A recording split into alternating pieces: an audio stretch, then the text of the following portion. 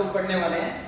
इससे पीछे हम लोग coulomb law, inductor form, basically हम लोगों का इलेक्ट्रिक चार्ज एंड फील्ड ये चक्र है वो हम लोगों का स्टार्ट हो चुका है एंड जो कि इलेक्ट्रोस्टैटिक का एक पार्ट है।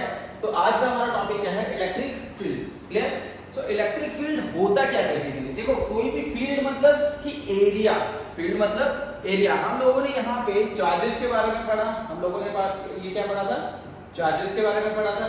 अब चार्ज में भी हम लोगों ने पढ़ा क्या कि एक पॉजिटिव चार्ज होता है और एक नेगेटिव चार्ज होता है एंड पॉजिटिव जो चार्ज होते हैं वो आपस में क्या करते हैं, रिपेल करते हैं, या नेगेटिव चार्ज आपस में क्या करते हैं, रिपेल करते हैं। वैसे ही पॉजिटिव नेगेटिव आपस में क्या करते हैं, अट्रैक्ट करते हैं। ये तो हमने चार्जेस के बारे में पढ़ा था बेसिकली। सो आज का टॉपिक इलेक्ट्रिक फील्ड मतलब इस चार्ज की कोई ना कोई फील्ड तो होगी ना, मतलब इस चार्ज का कोई ना कोई एरिया तो होगा। जैसे ये पॉजिटिव चार्ज है, ये चार्ज किसी ना किसी एक एरिया तक अपनी कोई ना कोई फील्ड बना के रखता होगा कि ये मतलब इसके फील्ड में जो भी आएगा वो उस पे ही इन्फ्लुएंस डाल सकता है। फॉर एग्जांपल, मान लो ये पॉजिटिव चार्ज है।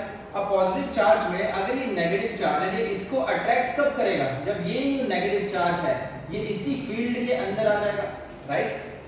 जैसे फॉर एग्जांपल बॉर्डर होते हैं ना यार, बॉर्डर मतलब एक पाकिस्तान है और एक इंडिया का बॉर्डर है।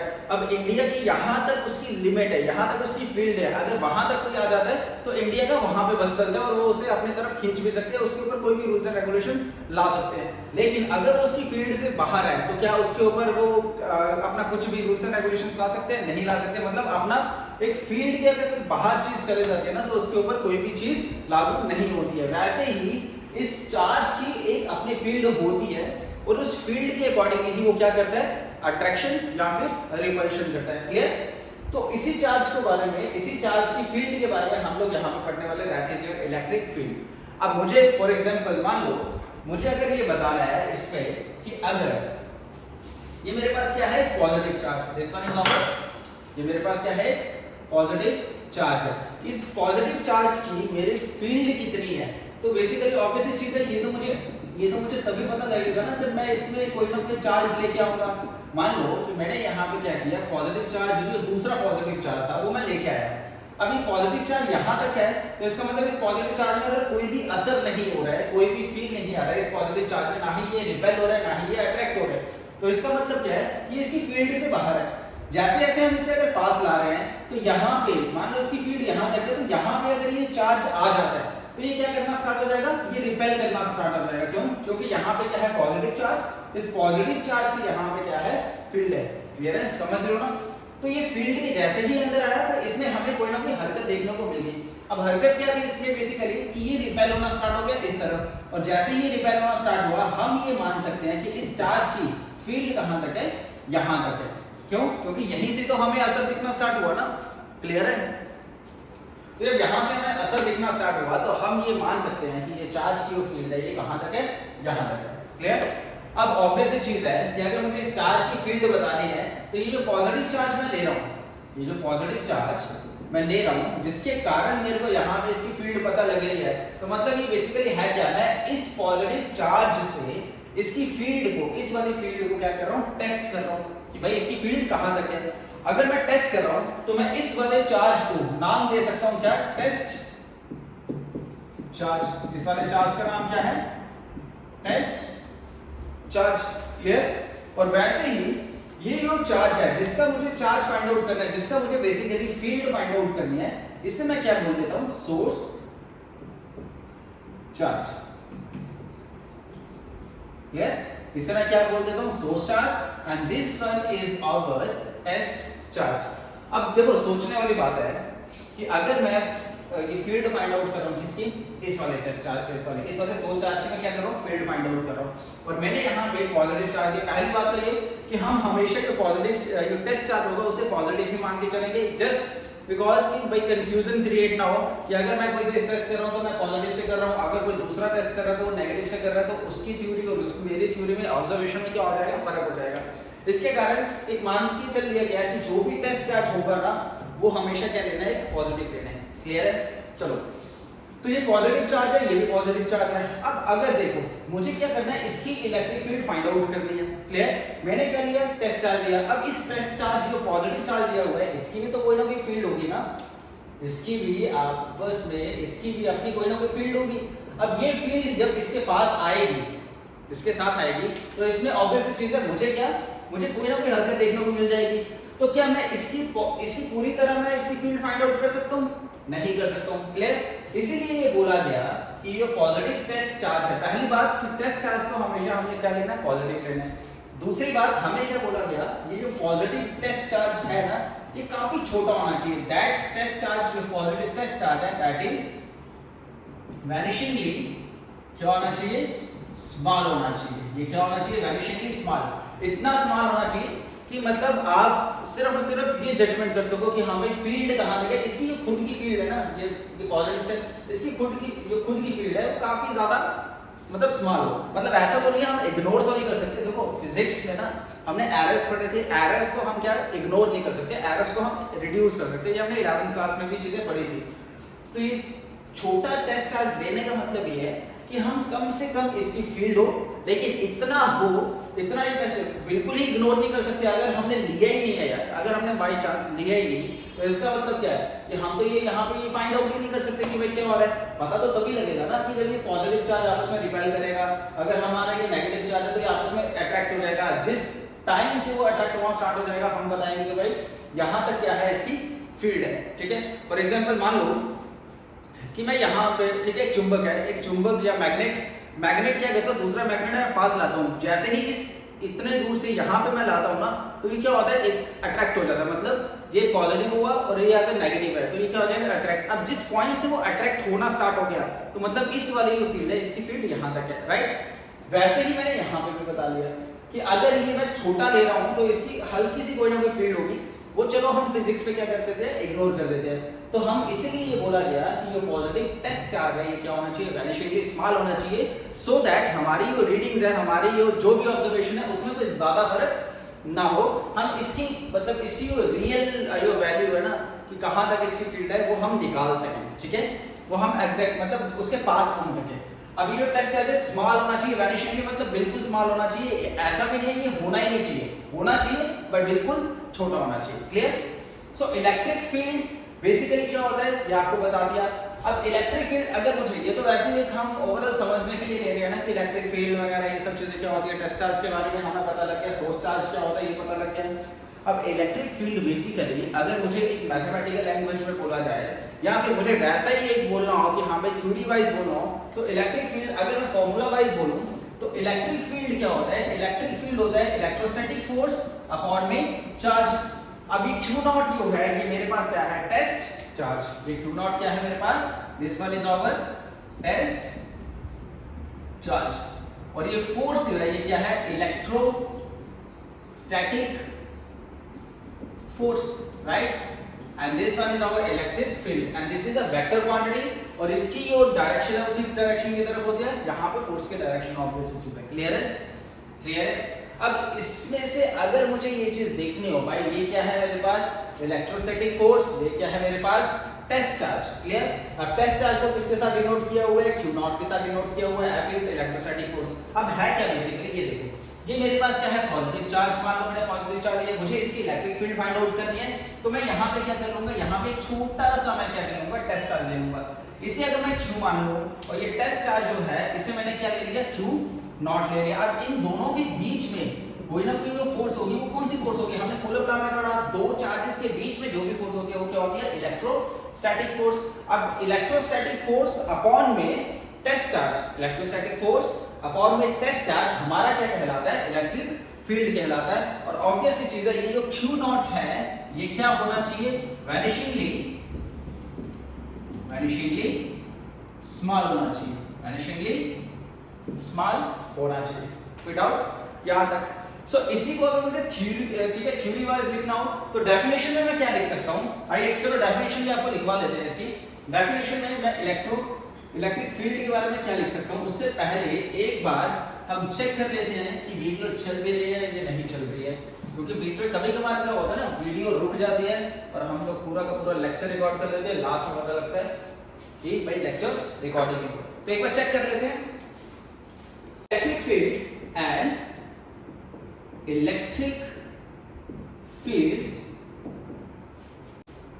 is said to exist at a point कि मैं इलेक्ट्रिक फील्ड को ये मानूंगा कि वो कहां पे एग्जिस्ट करती है। If a force of electric origin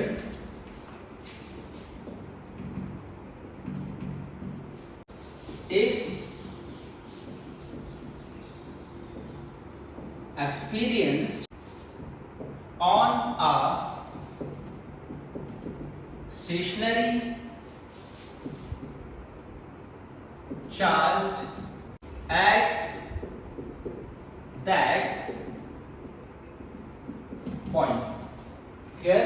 देखो एक हम तो ये बोल सकते हैं कि इलेक्ट्रिक फील्ड हम उस पॉइंट पे मानेंगे यहां पे जो इलेक्ट्रिक ओरिजिन होगा किसी भी स्टेशनरी चार्ज्ड बॉडी पे, वहां से क्या हो जाएगा, उसका ओरिजिन स्टार्ट हो जाएगा। उसका क्या हो जाएगा, ओरिजिन स्टार्ट हो जाएगा। बेसिकली कि अगर ठीक है, ये तो आ गया डेफिनेशन वाइज किताबी भाषा। अगर बेसिकली क्या है कि अगर एक मेरे पास यहाँ पे एक स्टेशनरी चार्ज है, that is our positive charge बैठा हुआ है, और यहाँ पे इसकी इलेक्ट्रिक ओरिजिन स्टार्ट हो जाएगी।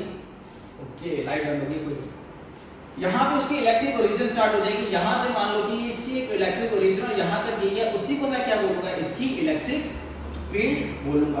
क्लियर है? इसको अगर मुझे मैथमेटिकल वाइज लिखना है तो मैथमेटिकल में जो हमने फॉर्मूला लिखा था, फॉर्मूला क्या था हमारे पास, इसका फॉर्मूला था E is equals to electric field is equals to electrostatic force upon में test charge, electrostatic force upon में टेस्ट चार्ज। इसी को मैं इसके फॉर्मूले की बेसिस पे भी क्या लिख सकता हूं, इसके फॉर्मूले के बेसिस पे भी डेफिनेशन लिख सकता हूं। तो इस फॉर्मूले के बेसिस पे डेफिनेशन लिखते हैं। चलो,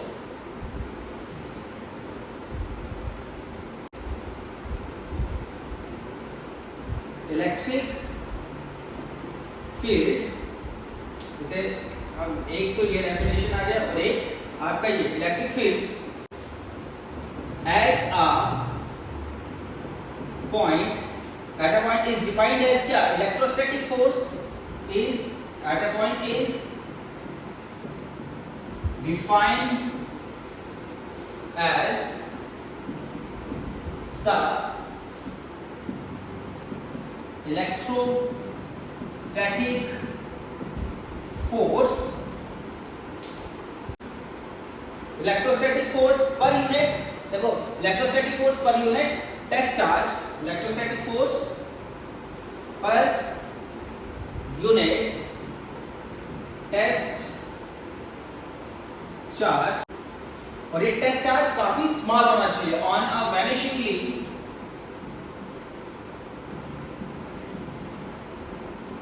small positive charge placed at that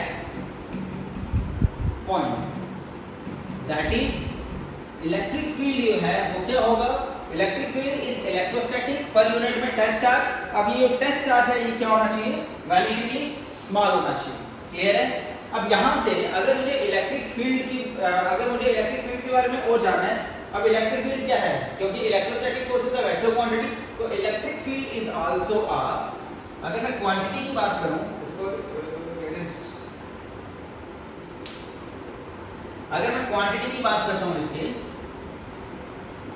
quantity की अगर मैं बात करूं तो इलेक्ट्रिक फील्ड क्या है, वेक्टर क्वांटिटी है। This is a vector quantity, और इसकी डायरेक्शन कहां पे है, इसकी direction is along with the direction of force, right? Along with the direction of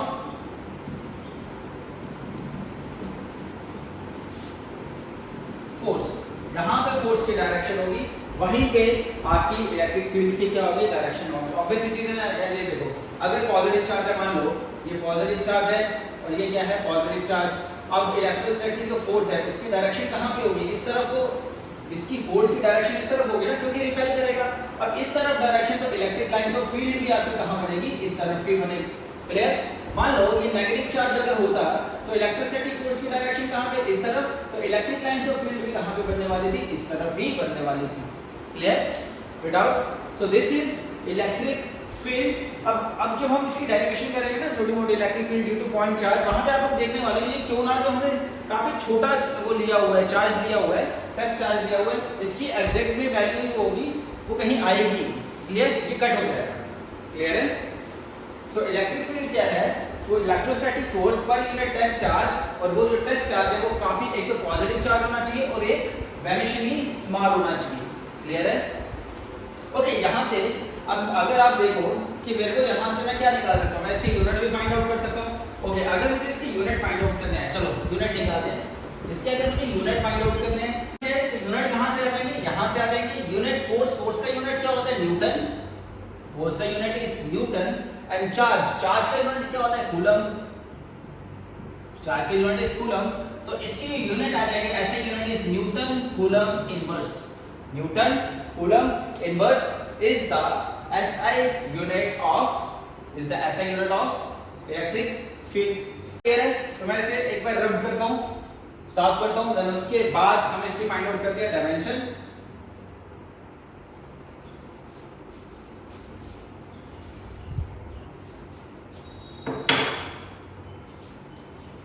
okay, अगर इसकी डायमेंशंस की बात की जाए, डायमेंशन ऑफ इलेक्ट्रिक फील्ड क्या बनेगा, डायमेंशंस